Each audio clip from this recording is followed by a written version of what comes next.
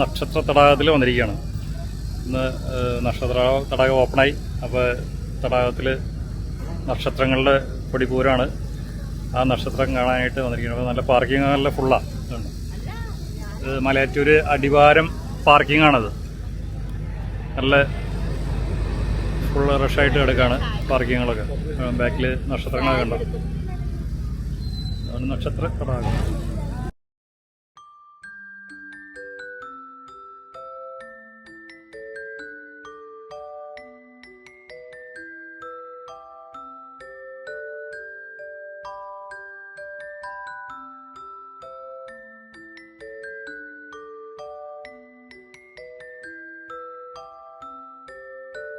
ഇതാണ് നക്ഷത്ര തടാകം. ഏകദേശം ഒരു 10 ഏക്കറോളം വരുന്ന തടാകമാണത്.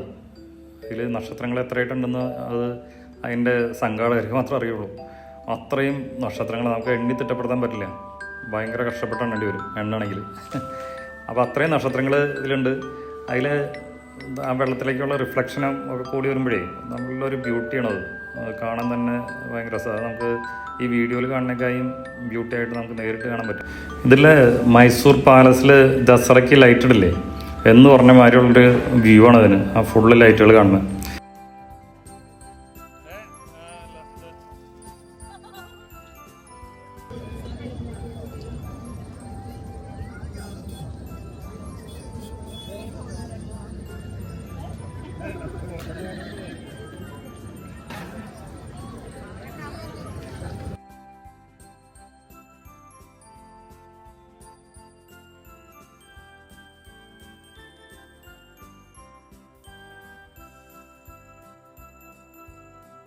പിന്നെ ഇവിടെ എല്ലാ ദിവസവും സ്റ്റേജ് പ്രോഗ്രാംസ്, അതായത് ഡിസംബർ 25 മുതൽ ജനുവരി 2 വരെയാണ് ഇവിടെ പരിപാടികൾ നടക്കുന്നത്. മലയാറ്റൂർ കാർണിവൽ എന്ന് പറഞ്ഞിട്ട് ഓരോ ദിവസം ഓരോ പ്രോഗ്രാംസാണ് ഇവർ അറേഞ്ച് ചെയ്തിരിക്കുന്നത്.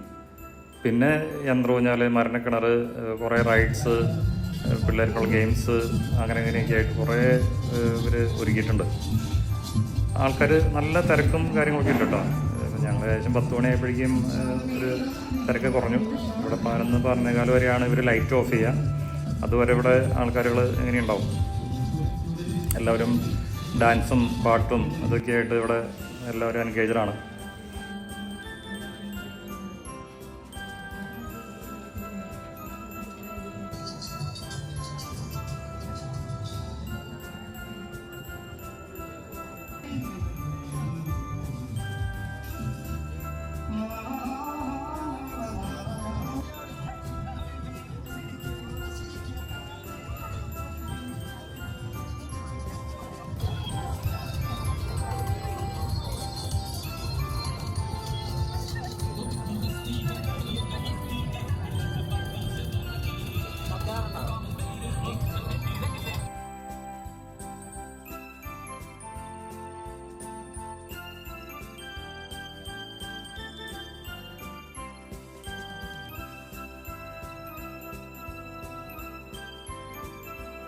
ഞങ്ങൾ യന്ത്രൂഞ്ഞാലിലും മരണക്കിണറിലൊക്കെ കയറാനുള്ള പരിപാടിയിൽ ഇങ്ങനെയൊക്കെയാണ്. വൈഫിന് അതിൽ കയറാൻ മടി, വോമിറ്റ് ചെയ്യുമെന്ന് പറഞ്ഞിട്ട് കാരണം ഞാൻ മാത്രമേ കയറിയുള്ളൂ. ഞാനും മക്കളും നമ്മുടെ ബ്രദറിൻ്റെ മക്കളൊക്കെ കൂടി ഈ ഊഞ്ഞാലിലാണ് കയറി.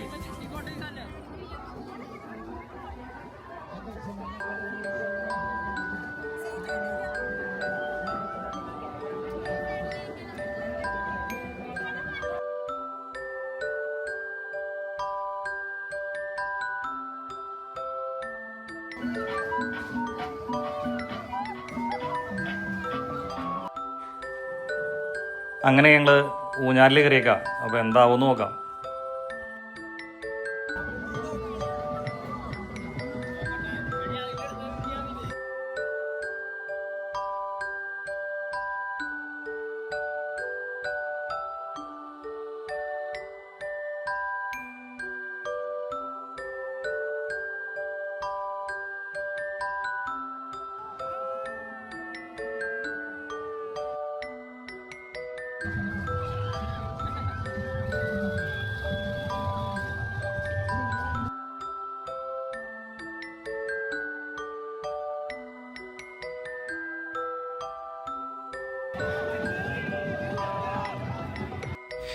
അടുത്തതായിട്ട് ഞങ്ങൾ മരണക്കിണറിൽ കയറാനായിട്ട് പോയി. അപ്പം അന്നത്തെ ആ ദിവസത്തെ ലാസ്റ്റ് ഷോയാണ്. ഏകദേശം ഒരു 10:50 തുടങ്ങാനായിട്ട്. അപ്പം ആ ഒരു ജീവൻ മരണ പോരാട്ടമാണ് നമ്മുടെ ഈ മരണക്കിണറിൽ നമുക്ക് വേണ്ടി കാഴ്ചവെക്കുന്നത്. എപ്പോൾ വേണമെങ്കിലും എന്ത് സംഭവിക്കാമെന്നൊരു നമ്മളൊരു ഷോക്കിൽ നിൽക്കുന്ന ഒരു മൊമെൻ്റ് ആണല്ലോ ഇതാണ് മരണക്കിണറിൽ നിൽക്കുമ്പോൾ.